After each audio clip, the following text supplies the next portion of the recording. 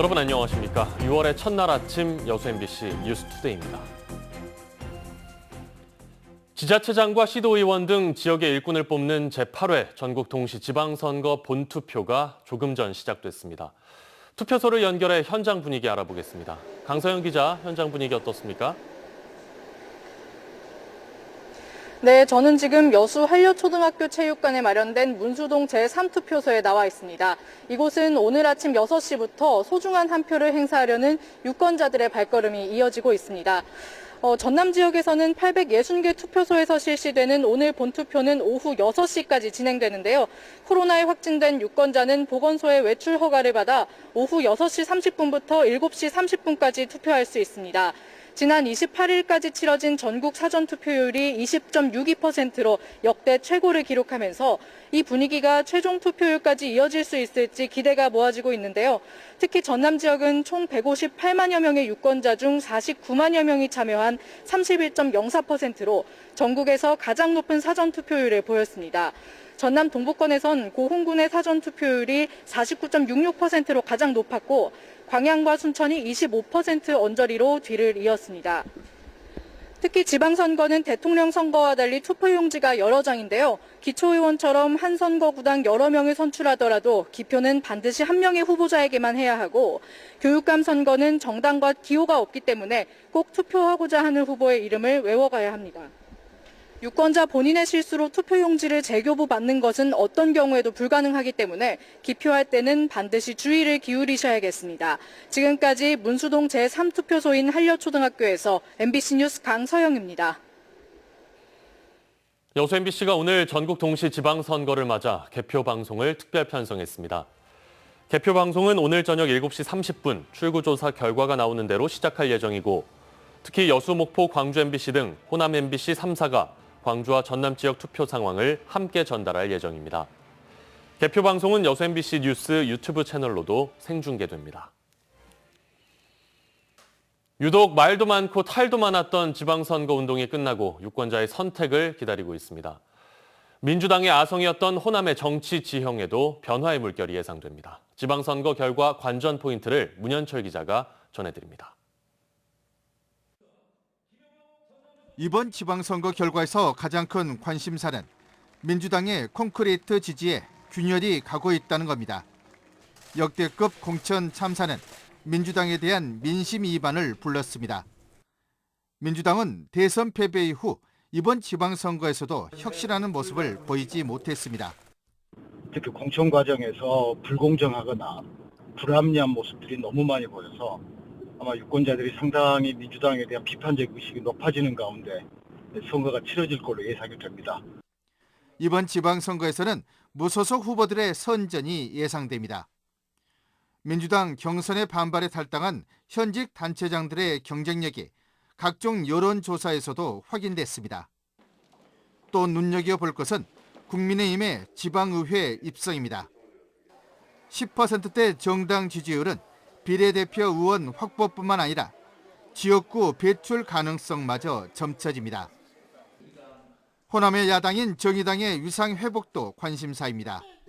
정의당은 이번 지방선거에서 민주당을 견제하는 진보 정당으로 다시 자리매김하기 위해서 총력전을 펴고 있습니다.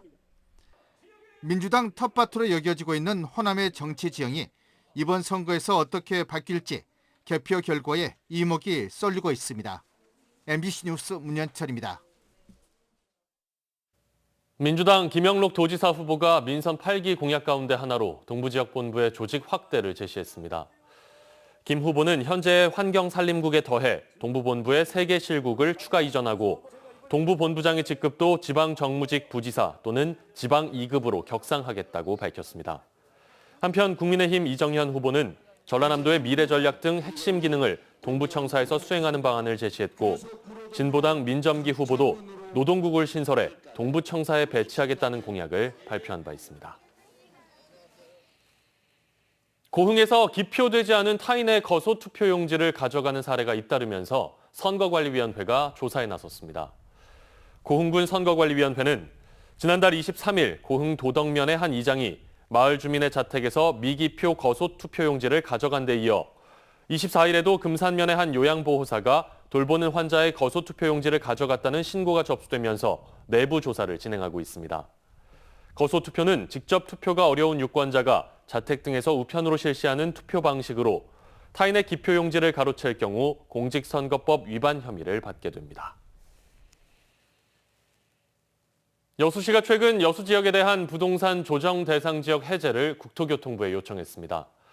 여수시는 2020년 12월 부동산 조정 대상 지역 지정 이후 지역의 아파트 거래량이 지속적으로 줄고 최근 3개월간 분양권 전매 거래량도 지난해 같은 기간보다 61.7% 감소하는 등 주택법상 조정 대상 지역 지정 요건에서 벗어나 안정세에 접어들었다고 보고 조정 대상 지역 지정 해제를 요청했다고 밝혔습니다. 이번 여수시의 부동산 조정 대상 지역 해제 요청은 국토교통부의 주거정책심의위원회 심의를 거쳐 해제 여부가 최종 결정됩니다. 광주 전남 지역에서도 코로나19 확진자 발생이 눈에 띄게 줄고 있습니다. 햇수로 3년 동안 코로나 방역 전선에서 시민들의 안전을 지켜왔던 시설들도 임무를 완수하고 운영 종료에 들어갔습니다. 우종훈 기자가 취재했습니다. 광주 첫 번째 코로나19 확진자가 나온 지난 2020년 2월. 이 확진자가 찾은 병원에 내려진 동일 집단 격리, 코호트 조치로 30여 명의 환자와 보호자가 격리되고부터 소방학교 생활관은 외부 접근이 차단된 공간이었습니다. 이후 이곳은 증상이 약한 환자를 치료하는 생활치료소로 운영돼 왔는데 재택치료가 늘고 최근에는 확산세도 꺾이면서 생활치료센터 격리 인원은 급감했습니다. 한때는 환자 110명으로 가득 찼던 생활치료센터입니다. 하지만 최근에는 마지막 환자 2명까지 퇴소하면서 운영 종료를 맞이했습니다. 3개월 전 명절 연휴만 해도 검사를 받으려는 5,800여 명의 시민들로 밤까지 긴 줄이 만들어졌던 광주시청 임시선별진료소.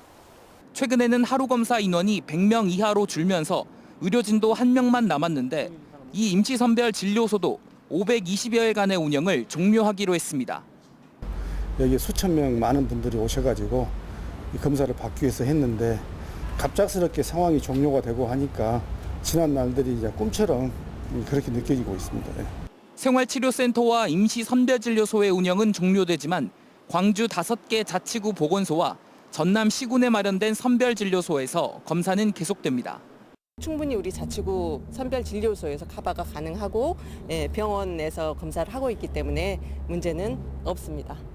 광주 전남 코로나 감소세가 이어지고 있지만 아직 하루 평균 1,000명대 확진자가 나오는 만큼 개인 방역 수칙은 여전히 중요한 상황입니다. MBC 뉴스 우종훈입니다. 지난해 제5차 국도 국지도 건설 계획에 반영된 여수 남해간 해저터널이 빠르면 올 상반기 안에 발주될 전망입니다.